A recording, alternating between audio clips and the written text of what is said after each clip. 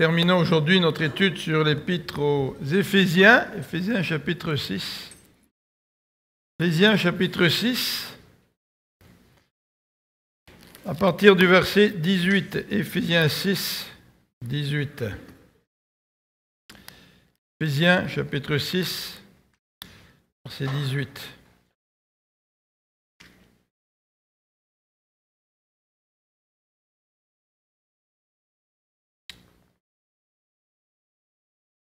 Donc ces quelques versets suivent la description du soldat chrétien, la description de ses armes. Nous lisons donc au verset 18 du chapitre 6. « Faites en tout temps par l'Esprit toutes sortes de prières et de supplications. Veillez à cela avec une entière persévérance et priez pour tous les saints.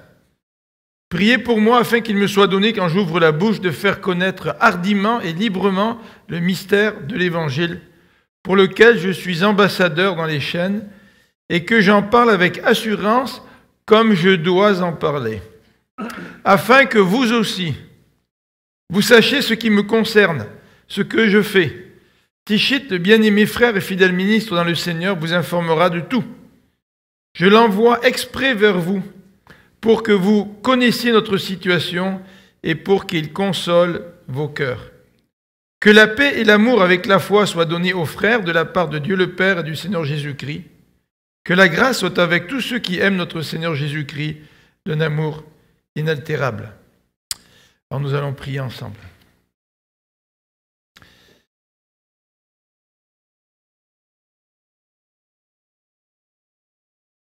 Seigneur notre Dieu, nous voudrions te remercier pour ta parole, te remercier pour ce que tu nous enseignes. Nous aimerions, Seigneur, te demander d'ouvrir notre cœur pour que nous puissions recevoir cette parole. Seigneur, nous avons besoin d'avoir un cœur tendre qui a soif de ta parole comme une terre a soif de la pluie, pour que tout ce qui a été planté puisse germer. Seigneur, nous te demandons d'adoucir notre cœur. Nous te demandons de le rendre réceptif. Seigneur, dans ta parole, tu dis que notre cœur est tortueux par-dessus tout. Et bien souvent, Seigneur, dans notre cœur se trouve ce désir de te servir et aussi cette facilité à pécher. Et même nos meilleures résolutions, Seigneur, sont teintées du péché. C'est la raison pour laquelle nous voulons entendre ta voix, pour que ta parole puisse constamment nous diriger, pour que, Seigneur, nous puissions constamment garder notre cœur plus que toute autre chose. Comment le garder par nos propres forces? C'est impossible. Mais nourris de ta parole, Seigneur, jour après jour, nous pouvons garder notre cœur avec l'aide du Saint-Esprit, qui est là pour nous corriger, nous instruire par ta parole, nous redresser, nous encourager. Et nous te prions, Seigneur, pour que ce matin, tu puisses vraiment nous aider à appliquer ta parole dans notre vie, que nous puissions être comme un disciple dont l'oreille est exercée à la voix de son maître. Que, Seigneur, ce matin, tu puisses nous parler au nom de Jésus-Christ. Amen.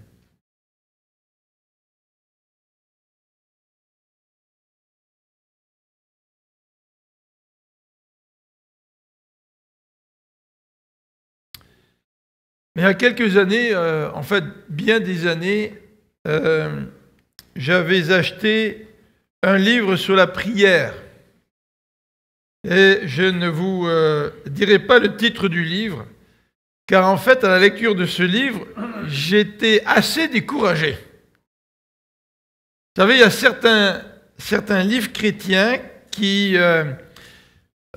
contiennent la vérité du Seigneur. Et quand on la lit, cette vérité-là, je ne sais pas si c'est à cause de l'état de notre cœur ou de la manière dont le livre est écrit, mais nous avons l'impression d'avoir failli au commandement que le Seigneur nous donne. Je ne sais pas si c'est le cas pour vous lorsque vous lisez par exemple une biographie. Une sœur, une fois, a lu la biographie de George Muller, notamment Un homme de prière.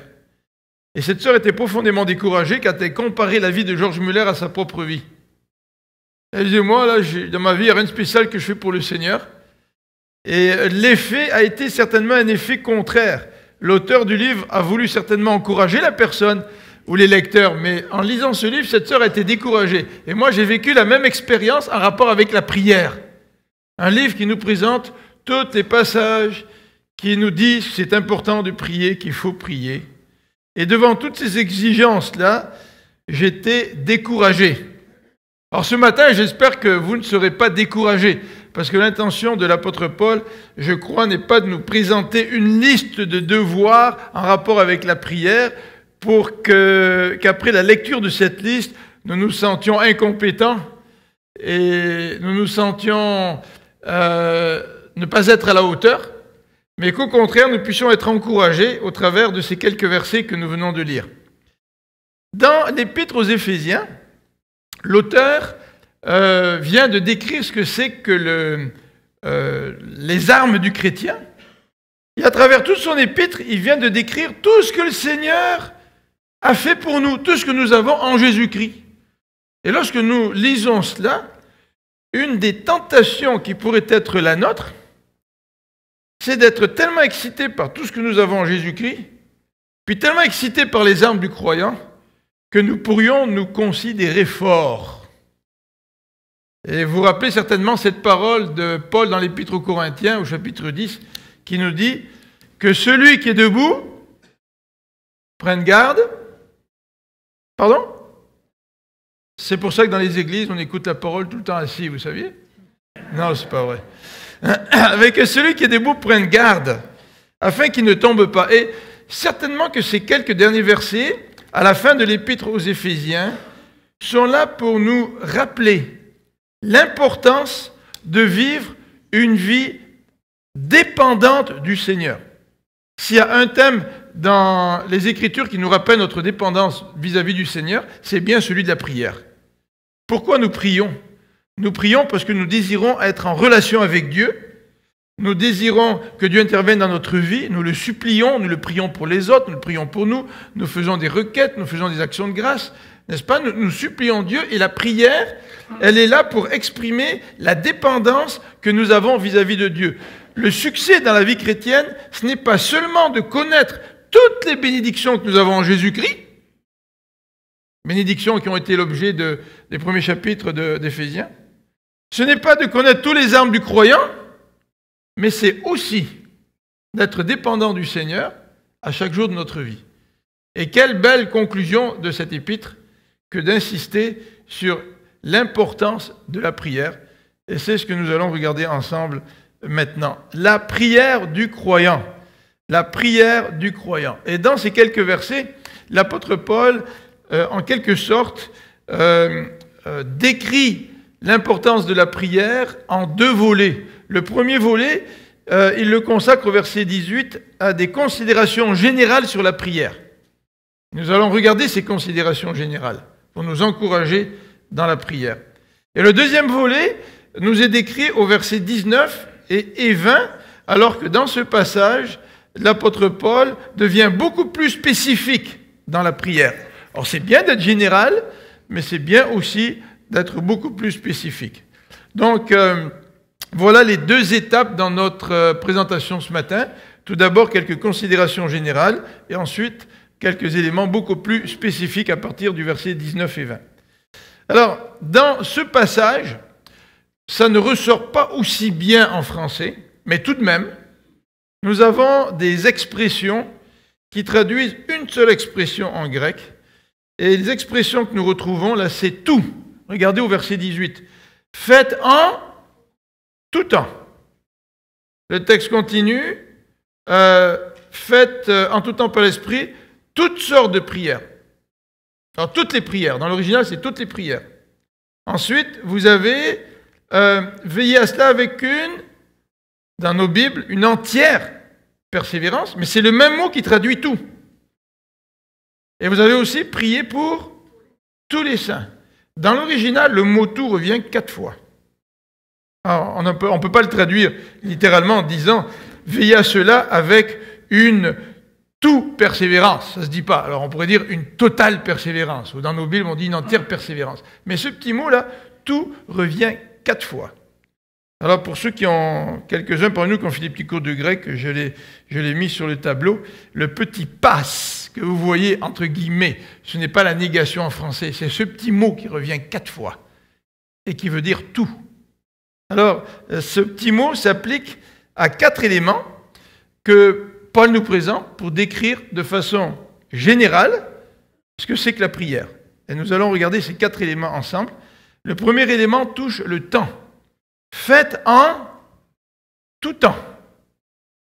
Le deuxième élément touche toutes sortes de prières et de supplications. Donc ça touche la nature des prières que nous faisons monter vers Dieu. La troisième considération générale, c'est en toute persévérance, ou entière persévérance. Et la quatrième considération, c'est pour tous les saints, en particulier pour tous les saints, prier pour tous les saints. Alors regardons en détail ces quelques considérations générales. Prier en tout temps. Vous savez, il y a des gens qui disent que ce qui est important, ce n'est pas la quantité, mais c'est la qualité du temps passé, notamment avec nos enfants. Vous savez, quand les deux parents travaillent, eh bien, parfois les parents sont tiraillés, mais ils se consolent dans l'idée que ce qui est important, c'est passer du temps de qualité avec les enfants. J'espère que si les parents passent une fois par mois seulement 1 heure de qualité avec leurs enfants, j'espère qu'ils réalisent que ce n'est pas assez. La qualité, c'est une chose, mais la quantité est aussi importante, n'est-ce pas? Je ne peux pas passer 1 heure avec mes enfants par mois ou 1 heure de qualité avec mes enfants ou 6 mois en me rassurant, en disant que c'est mieux de consacrer un temps de qualité que mettre l'accent sur la quantité, n'est-ce pas? Et parfois, dans la vie chrétienne, on a un petit peu cette idée-là. Ce qui est important, ce n'est pas tellement de toujours être quelqu'un qui est en prière constamment. Et puis, on a l'impression que cette personne-là, elle est hyper spirituelle et qu'elle a la tête dans les nuages, mais elle n'a pas les pieds sur terre. Tu sais. Et on a l'impression que ce qui est important, c'est la qualité de notre prière. Puis si je ne prie pas beaucoup, si je prie 1 fois par semaine, je veux que ça soit de qualité. Si je prie 2 ou 3 minutes avant de partir au travail, le matin, je veux que ça soit de qualité. Bien, quand on lit ce passage, l'apôtre Paul nous dit qu'il nous faut prier en tout temps. Comment prier à tout temps? Est-ce que c'est réaliste de prier en tout temps? Bien, tout d'abord, dans l'évangile de Luc, nous avons quelques références qui nous encouragent dans cette direction. Luc 21, verset 36. Luc 21, verset 36. Prenez garde à vous-même, dit Jésus en rapport avec les derniers temps, de craindre que vos cœurs ne s'apesantissent par les excès du manger et du boire et par les soucis de la vie. Peut-être que notre cœur ne s'appesantit pas par le manger ou le boire, mais par les soucis de la vie. Ça, c'est une paire de manches. Et que ce jour du Seigneur ne vienne sur vous à l'improviste, car il viendra comme un filet sur tous ceux qui habitent sur la surface de toute la terre. Et que nous dit le verset 36 ? Veillez et priez en tout temps, afin que vous ayez la force d'échapper à toutes ces choses qui arriveront et de paraître debout devant le Fils de l'homme. Vous savez que la Bible nous avertit de ne pas être confondus quand le Seigneur va revenir. Et d'être debout, c'est l'inverse d'être confondu. Et pourquoi je peux être debout lorsque le Seigneur va revenir? C'est parce que je vais veiller et que je vais prier en tout temps. Regardez dans Actes au chapitre 2, verset 42. Acte 2, verset 42. Les premiers chrétiens, nous est-il dit, persévérer dans l'enseignement des apôtres, dans la fraction fraternelle, dans la communion fraternelle, dans la fraction du pain et dans les prières. Peut-être que j'aurais dû mettre ce verset-là dans le troisième élément, la persévérance. Au chapitre 10, verset 2, il est question d'un craignant Dieu. Vous vous rappelez son nom? Chapitre 10 des Actes des Apôtres, il s'agit de Corneille. Et on nous présente quelqu'un qui n'a pas encore bénéficié de la nouvelle alliance, qui n'a pas encore reçu le Saint-Esprit. Et c'est étonnant que le verset 2 nous présente Corneille en ces termes. Cet homme était pieux et craignait Dieu avec toute sa maison. Il faisait beaucoup d'aumônes au peuple et il priait Dieu continuellement. Se pourrait-il qu'un homme qui n'a pas encore expérimenté la nouvelle naissance, qui est ce qu'on appelle un craignant Dieu, puisse aussi être un modèle pour nous? Dans ce domaine-là, il priait continuellement. Et pour sauter dans l'épître de Timothée, au chapitre 2, et sauter plusieurs références de l'apôtre Paul à la prière, mais deuxième épître de Timothée, au chapitre 1, verset 3, il nous est dit « Je rends grâce à Dieu que mes ancêtres ont servi et que je sers avec une conscience pure de ceux que nuit et jour, ça veut dire continuellement, je me souviens continuellement de toi dans mes prières. » Alors on pourrait rallonger les exemples de la parole de Dieu qui nous rappellent l'importance de prier continuellement. Prier continuellement, il ne s'agit pas de rituel. Les Juifs avaient 4 périodes dans la journée durant lesquelles ils devraient prier. Vous vous rappelez l'exemple de Daniel? Il priait 3 fois par jour, la fenêtre ouverte, tourné vers Jérusalem. C'est comme ça que ses ennemis l'ont attrapé, entre guillemets. Les musulmans aussi prient. Il y a plusieurs prières qui rythment la journée. Mais prier en tout temps, ce n'est pas seulement consacrer quelques moments dans la journée. Prier continuellement, ça veut bien dire ce que ça veut dire.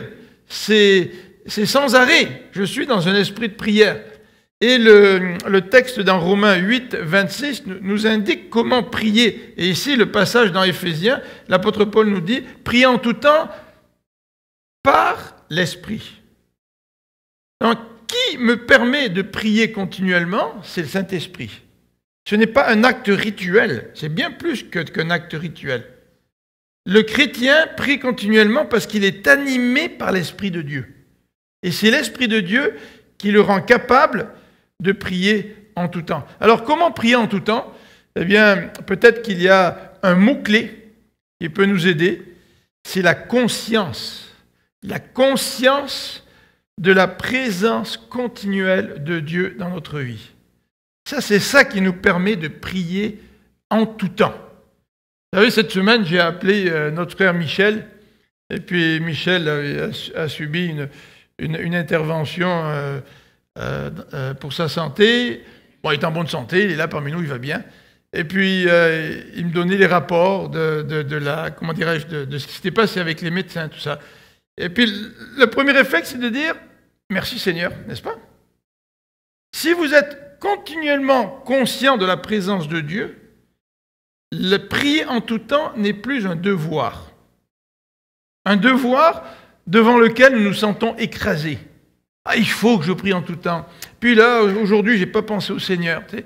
Mais ce n'est pas dans cet esprit-là que Paul veut que nous puissions prier en tout temps. Paul veut que nous soyons conscients que Dieu est dans notre vie, qu'il nous entoure, qu'il nous précède, qu'il nous conduit, qu'il prend soin de nous, qu'il veille sur nous. Et dans tout ce qui nous arrive, nous pouvons, si nous sommes continuellement dans la présence de Dieu, avoir un dialogue avec Dieu. Parce que la prière, c'est un dialogue, n'est-ce pas? Et quand tu travailles à la maison avec tes enfants, ou quand tu fais le ménage, ou quand tu vas chez le mécanicien, tu vas chez le médecin, tu vas à ton travail, c'est comme si tu vivais tout cela avec quelqu'un à côté de toi. Et généralement, quand moi j'amène quelqu'un avec moi dans ma voiture, ou qu'on va faire l'épicerie ensemble, ou qu'on va au magasin ensemble, je ne reste pas silencieux pendant toute la période du temps que la personne passe avec moi. Si je l'amène avec moi pour faire des courses, pour faire des activités, c'est parce que je veux être en relation avec cette personne. Et on se parle. Bien sûr, il y a peut-être des moments de silence, mais on se parle. On a une relation. Puis je ne suis pas là dans ma voiture en me disant « Oh, il faut là que je parle avec cette personne que j'ai amenée avec moi. » Puis là, il faut vraiment, là, il faut que je me force. Non, c'est naturel, n'est-ce pas? Si nous vivons avec cette conscience continuelle de la présence de Dieu parmi nous, mais notre relation avec Dieu, notre communication avec Dieu va être continuelle. Et c'est ça ce que ça veut dire, prier continuellement en tout temps. Deuxième élément que Paul nous présente dans ce passage, qui est introduit par ce petit mot « passe », qui veut dire « tout ».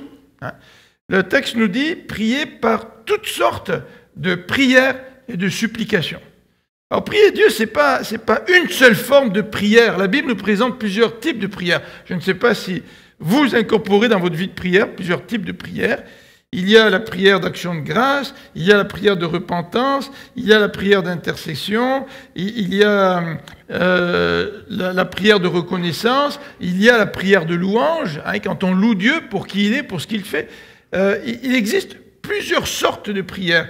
Et même certains disent que la différence entre prière et supplication, c'est peut-être une question d'intensité. Quand je suis dans des situations extrêmement difficiles, là je crie à Dieu, je le supplie.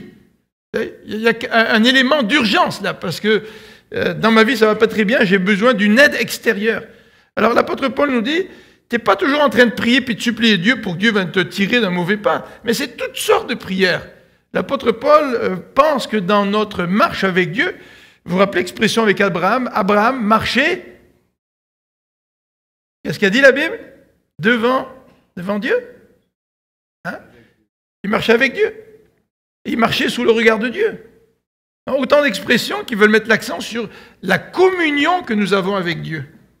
Puisque le Saint-Esprit vit en nous, partout où nous allons, quoi que nous fassions, Dieu est avec nous. Donc si Dieu est avec nous, je peux avoir un contact continuel avec lui, et c'est la raison pour laquelle je peux prier continuellement le Seigneur et faire monter toutes sortes de prières. Donc il s'agit ici de variété de prières dans ce passage. Il s'agit certainement aussi de prières individuelles, puisque lorsque je vis dans mon quotidien, Dieu est toujours avec moi, et au moins je peux prier individuellement, mais il ne s'agit pas que de prières individuelles, il s'agit aussi de prières collectives. Le Seigneur nous parle de prières variées. Ne pensons pas que les prières individuelles vont remplacer les prières collectives. On ne peut pas remplacer les prières collectives du peuple de Dieu qui décide de se mettre ensemble et de prier. Les premiers chrétiens persévéraient dans la prière, mais ils persévéraient dans la prière aussi ensemble, parce qu'ils persévéraient dans la communion fraternelle, et forcément qu'ils priaient les uns pour les autres. La troisième caractéristique générale présentée dans ce verset 18, c'est cette idée de prier avec persévérance. Prier entièrement persévérant, en étant vraiment persévérant. Dans Matthieu 26, au verset 41, Matthieu 26, 41, et on a les textes parallèles aussi dans les évangiles, nous avons un exemple de prière qui manque de persévérance. Matthieu 26, verset 41. Il vint vers les disciples qu'il trouva endormis. Vous vous rappelez dans le jardin de Gethsémani? Et il dit à Pierre, vous n'avez donc pu veiller 1 heure avec moi, veillez et priez, afin que vous ne tombiez pas dans la tentation. L'esprit est bien disposé, mais la chair est faible. Vous savez, quand on vit avec cette conscience que Dieu est avec nous, que nous sommes en communion permanente avec Dieu, continuellement là, eh bien ça nous aide à persévérer dans la prière. Alors le texte ici nous encourage en rapport avec la tentation. Veillez et priez afin de ne pas tomber dans la tentation. Évidemment, c'est une raison extrêmement importante, ce n'est pas la seule raison. Je ne veux pas prier personnellement, je ne veux pas persévérer dans la prière juste pour éviter la tentation. Je persévère dans la prière parce que j'ai une relation avec Dieu au quotidien, instant après instant. Et un des bénéfices de cette prière continuelle, c'est de pouvoir résister face à la tentation. Vous connaissez la situation avec l'apôtre Pierre. Hein?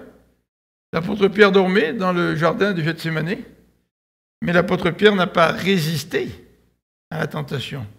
Lui qui par 3 fois a renié le Seigneur Jésus-Christ. Mais heureusement, le Seigneur avait promis qu'il prierait pour Pierre, afin que Pierre soit épargné malgré l'échec de la tentation. Alors, nous avons dans le Nouveau Testament, nous retrouvons quelques encouragements à persévérer. Dans Luc au chapitre 11, au verset 9, Luc au chapitre 11, au verset 9, est la conclusion d'une parabole. Jésus dit à ses disciples, si un de vous a un ami, et qu'il aille le trouver au milieu de la nuit pour lui dire, ami, prête-moi 3 pains. Car un de mes amis est arrivé de voyage chez moi et je n'ai rien à lui offrir. Et si de l'intérieur de sa maison, cet ami lui répond « Ne m'importune pas, la porte est déjà fermée, mes enfants et moi nous sommes déjà au lit, je ne puis me lever pour te donner des pains. Je vous le dis, même s'il ne se levait pas pour les lui donner, parce que c'est son ami, il se lèverait à cause de son importunité et lui donnerait tout ce dont il a besoin. » Alors, à plus forte raison, si un ami dans son lit, tranquille le soir, il n'a pas envie d'être dérangé, et si toi, tu arrives, à force de persévérance, tu arrives à le convaincre, je ne sais pas si ça vous est arrivé d'être dans une mauvaise situation. Au début que j'étais à Châteauguay, on avait dans la maison qu'on avait achetée, on avait une petite piscine. Et le premier hiver ou le premier automne, il faut fermer la piscine. Et si vous n'avez jamais fermé la piscine, ben vous allez être certainement insécure, sans savoir si ce que vous faites sont des bons gestes ou pas. On a un bon samaritain qui vient m'aider, merci beaucoup. Alors cette année-là, un de mes amis m'avait dit « Écoute Philippe, je vais t'aider à fermer la piscine. » Et puis l'automne passe, puis cet ami ne venait pas, il était bien occupé. Il y avait certainement de la bonne volonté, vous savez, on a tous des amis, puis on a bonne volonté envers nos amis. Et le temps passe, puis l'hiver approchait, puis là moi j'avais peur d'être mal pris, avec l'eau qui commence à geler, ça gèle dans les conduits, etc. Puis j'ai essayé de me débrouiller moi-même sans vraiment trop de réussite. Puis j'étais pas très content, puis je me disais, mon ami m'a dit qu'il viendrait, puis il viendrait pas. Mais finalement, qu'est-ce que j'ai fait? J'ai insisté, tu sais. Finalement, cet ami est venu. Dieu a bien plus forte raison. Il est bien plus qu'un ami qui a de la bonne volonté, puis qui souvent est pris par ses engagements. Mais Dieu est notre bon Père céleste. Et le texte nous dit que nous pouvons persévérer, et le texte nous encourage à persévérer. Je vous dis, demandez et l'on vous donnera, cherchez et vous trouverez, frappez et l'on vous ouvrira, car quiconque demande reçoit, celui qui cherche trouve, et l'on ouvre à celui qui frappe. Quel est parmi vous le père qui donnera une pierre à son fils et lui demande du pain? Ou s'il lui demande du poisson, lui donnera-t-il un serpent au lieu d'un poisson? Ou s'il lui demande un œuf, lui donnera-t-il un scorpion? Si donc, méchants comme vous êtes, vous savez donner de bonnes choses à vos enfants, à combien plus forte raison le Père Céleste donnera-t-il le Saint-Esprit à celui qui le demande? Alors ce passage, évidemment, met davantage l'accent du Saint-Esprit dans Luc, mais nous voyons aussi dans le Sermon sur la montagne ces mêmes paroles qui sont répétées. Frappez, insistez, demandez, cherchez, et vous obtiendrez une réponse à vos prières. Dans Luc, au chapitre 18, Jésus va utiliser une autre parabole. Regardons dans Luc, au chapitre 18. Luc, au chapitre 18, à partir du verset 7.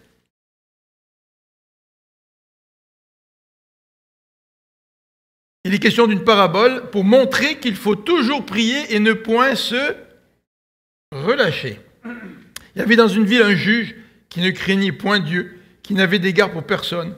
Il y avait aussi dans cette ville une veuve qui venait lui dire « Fais-moi justice de ma partie adverse ». Pendant longtemps, le juge refusa.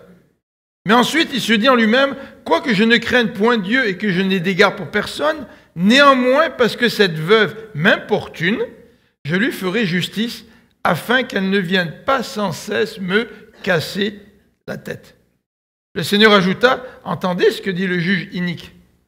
Et Dieu ne fera-t-il pas justice à ses élus qui crient à lui jour et nuit, et tardera-t-il à leur égard? Je vous le dis, il leur fera promptement justice.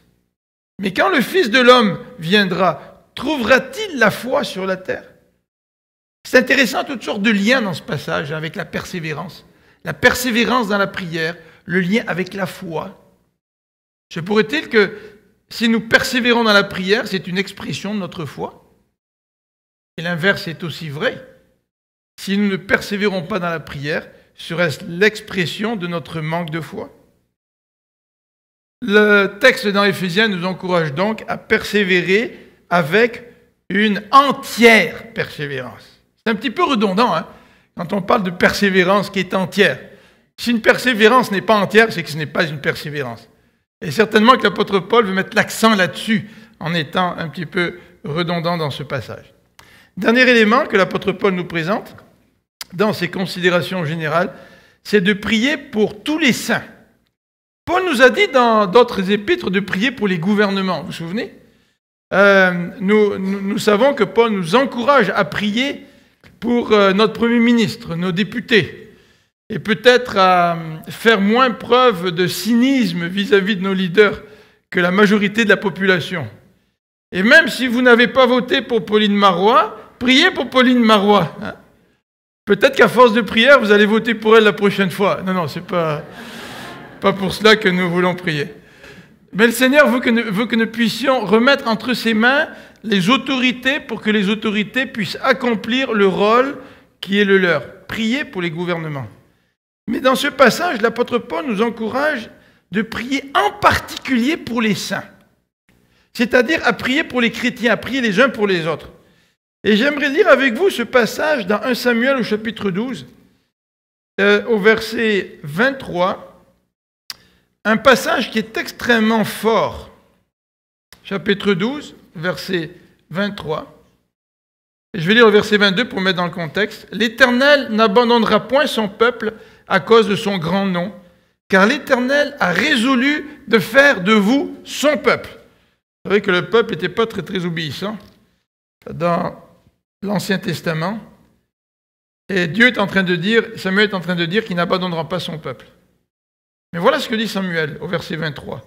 « Loin de moi aussi de pécher contre l'Éternel en cessant de prier pour vous. » Vous vous rendez compte?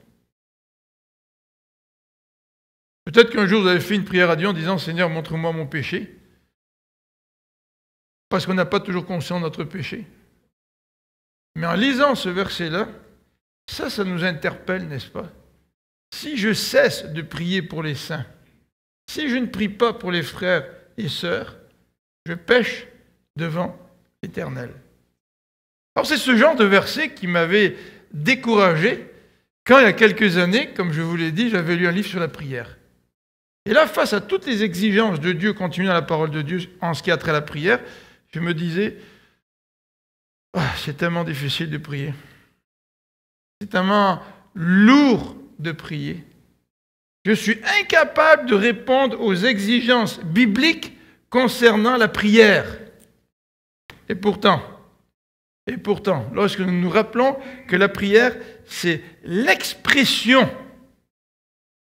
de notre relation quotidienne avec Dieu, la prière devient davantage un privilège qu'un devoir lourd à assumer.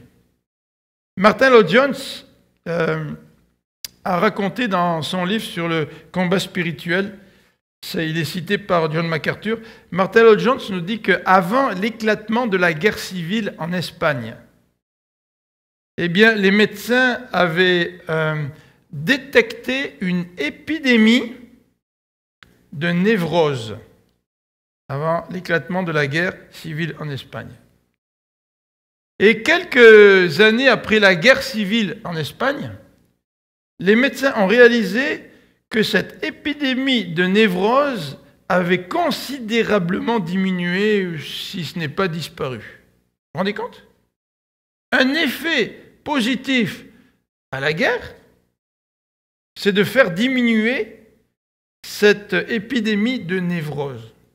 Et Martin Lloyd-Jones de commenter en disant « Ces gens névrosés qui, à cause de la guerre, ont dû prendre soin de leur famille, de leur pays, de leurs parents, dans des situations extrêmement difficiles, eh bien, ont été guéris de leur névrose parce qu'ils se sont tournés vers les autres pour se préoccuper du bien-être de ceux qui les entouraient. » Ça, c'est intéressant.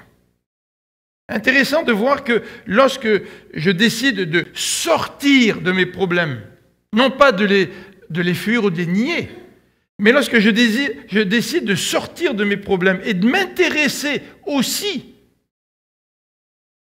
à ceux qui sont autour de moi, c'est peut-être un des moyens de trouver moi-même la guérison dans certains domaines de ma vie. Voilà pour les considérations générales que l'apôtre Paul nous présente dans ce passage. Mais dans le verset 19 et 20, l'apôtre Paul va nous présenter un sujet de prière spécifique. Alors j'aimerais qu'on puisse regarder ensemble, pendant les quelques minutes qui nous restent, ces deux versets, versets 19 et 20.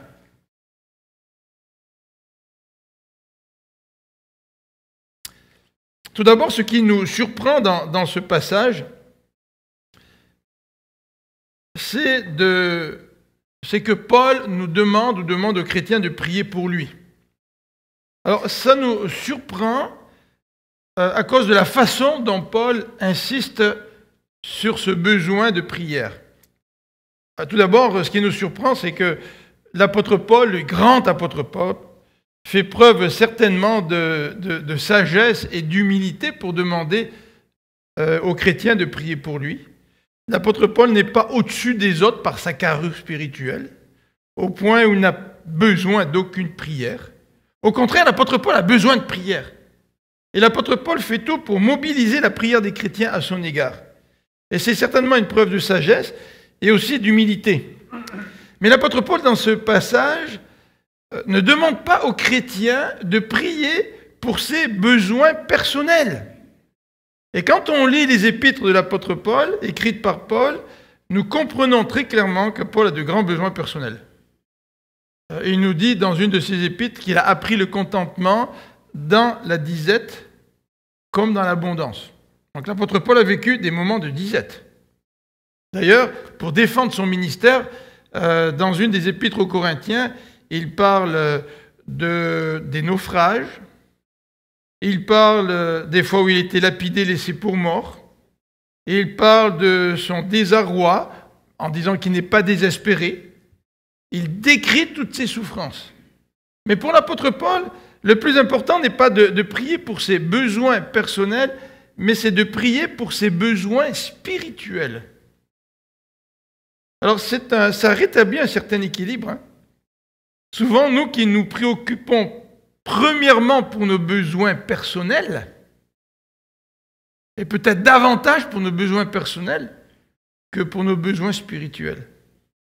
Et l'apôtre Paul, lui, demandait aux chrétiens, priez pour qu'il me soit donné, quand j'ouvre la bouche, de faire connaître hardiment et librement le mystère de l'Évangile. Il prêche et il demande aux chrétiens de prier pour qu'il soit un prédicateur de l'Évangile. Et au verset 20, cet évangile pour lequel je suis ambassadeur dans les... Où est-ce qu'il était, Paul, quand il écrit cette épître aux Éphésiens? Il était en prison. Alors c'est sûr qu'il n'était pas dans un cachot, il était dans une prison surveillée. Il pouvait avoir une maison, mais il était tout de même en prison. Mais aucune mention de prier pour que Dieu l'aide à supporter son état de prisonnier, parce qu'il est tanné, il aimerait bien pouvoir sortir, aller un petit peu à la plage, tu sais, ou avoir des loisirs. Mais c'est surprenant de voir que l'apôtre Paul met l'accent sur ses besoins spirituels. Alors regardons cette situation de l'apôtre Paul, cette situation particulière. Au verset 1 et du chapitre 3 et du verset 4 et du chapitre 4, l'apôtre Paul nous rappelle qu'il est en prison. Au chapitre 4, verset 1, je vous exhorte donc, moi, le prisonnier dans le Seigneur, chapitre 4, verset 1. Il est prisonnier. Au verset 1 du chapitre 3, à cause de cela, moi, Paul, le prisonnier de Christ pour vous, païens. Paul est prisonnier à cause de l'Évangile, pour le Seigneur et à cause des païens. Et le texte nous dit ici au verset 20 qu'il est aussi un ambassadeur, pour lequel je suis ambassadeur dans les chaînes. Paul est un représentant de Dieu. Et ce qui est intéressant à l'époque, c'est que si tu étais ambassadeur et que ton roi t'envoyait dans un pays étranger pour être ambassadeur, si le message que tu transmettais de la part de ton roi ne plaisait pas au roi étranger devant qui tu te présentes, le roi pouvait te causer bien des misères. Tu sais. Et il pouvait y avoir des conséquences graves d'être l'ambassadeur d'un roi lorsqu'on t'envoie en mission. Et l'apôtre Paul, ici, une des conséquences, c'est d'être en prison. Alors peut-être que Paul fait des jeux de mots. Vous savez que Paul, c'est un gars qui a quand même de l'humour. Il nous dit ambassadeur dans les chaînes. Et le mot qui est utilisé, le mot chaîne, décrit les chaînes de quelqu'un qui est en prison, qui est attaché. Est-ce que Paul était attaché dans sa maison? dans laquelle il était surveillé, ou est-ce qu'il pouvait aller librement dans la maison, simplement surveillé par un soldat? C'était probablement le cas. Mais pourquoi parle-t-il de chaînes? Est-ce qu'il fait allusion à ces chaînes, ces bijoux que les ambassadeurs portaient lorsqu'ils se présentaient devant le roi étranger dans une réception officielle? Est-il en train de faire un jeu de mots avec les chaînes qu'un prisonnier a aux poignets et aux pieds et les chaînes d'un ambassadeur qu'il porte lorsqu'il présente devant un roi? Toujours est-il, Paul était dans une situation particulière lorsqu'il écrit ces versets. Et dans ces versets, l'apôtre Paul utilise une expression. Regardez au verset 19. Le verset 19 nous dit « Priez pour moi afin qu'il me soit donné, quand j'ouvre la bouche, de faire connaître hardiment et librement. » D'accord? Vous avez une expression dans l'original. Nous, on traduit par deux expressions, hardiment et librement. On continue au verset 20. Pour lequel je suis ambassadeur dans les chaînes et que je parle avec, c'est le même mot qui est là. D'un côté, c'est un nom qui est traduit par hardiment et librement, et de l'autre côté, c'est le verbe qui dit avec assurance. Mais c'est le même mot de la même famille. Qu'est-ce que Paul est en train de dire? Paul est en train de nous parler de la manière dont il voudrait pouvoir prêcher l'Évangile. Et il voudrait que les chrétiens prient pour cela. Alors, on va regarder le sens de ce mot. Ce mot parésia, qui est traduit par hardiment, librement ou avec assurance, ce mot-là, voulait dire au début liberté de parole. Paul pourrait très bien dire « Priez pour que j'ai toute la liberté pour annoncer l'Évangile ». Mais ce mot-là a évolué, puis il a fini par signifier le franc-parler ou la franchise. Vous savez, quand quelqu'un vous dit clairement les choses, là, hein, avec cette personne-là, on a l'heure juste. Parce que c'est toujours clair ce que la personne est en train de dire. Elle est tellement claire, cette personne, qu'on dit qu'elle a un franc-parler. Elle est même très directe. En même temps qu'elle est claire, elle est très directe. Et le mot a fini aussi par signifier courage. Et l'apôtre Paul, dans son désir de servir le Seigneur, demande à ses chrétiens de prier afin qu'ils puissent présenter avec clarté et avec courage le message de l'Évangile. En tout cas, c'est l'interprétation de John Stott. Vous savez qu'au chapitre 3, verset 3, l'apôtre Paul parle de mystère. L'apôtre Paul veut présenter le mystère de l'Évangile. Et il est vrai que la clarté est importante quand on présente un mystère. Si vous voulez que le mystère soit compris, une des qualités que nous devrions avoir, c'est d'être clair. Et malheureusement, on peut être clair, mais sans courage. Et on peut être aussi courageux, comme l'apôtre Paul l'était devant les autorités, mais on peut être courageux sans être clair, tout en étant confus. Dans son petit livre, John Stott nous dit que la clarté et le courage sont extrêmement importants. L'un ne va pas sans l'autre. La liberté, la clarté sans courage est semblable à un désert ensoleillé. Beaucoup de lumière, mais sans rien à contempler. Alors j'imagine dans un désert de sable, la lumière elle est là, tu sais.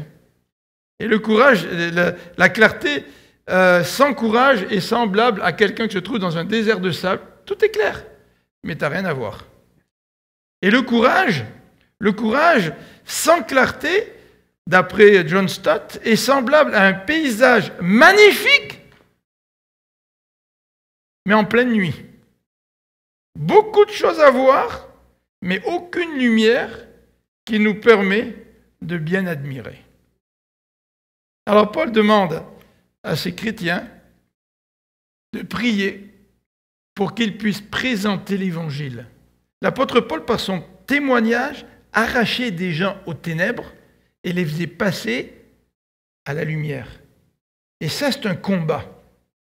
Et l'apôtre Paul voulait que les chrétiens prient pour lui dans ce combat, pour qu'il puisse être à la fois courageux et à la fois clair.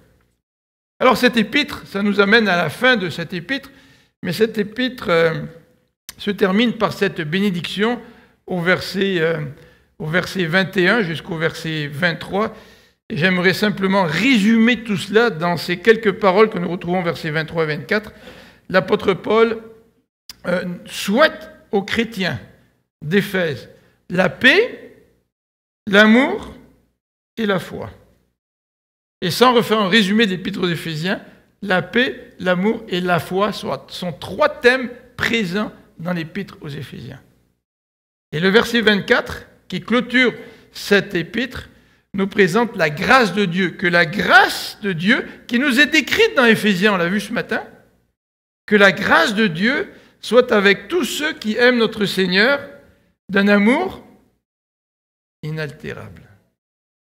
Et quand je lis ces dernières paroles d'Éphésiens, je ne peux pas faire autre chose que de me poser la question en rapport avec la qualité de mon amour pour Dieu.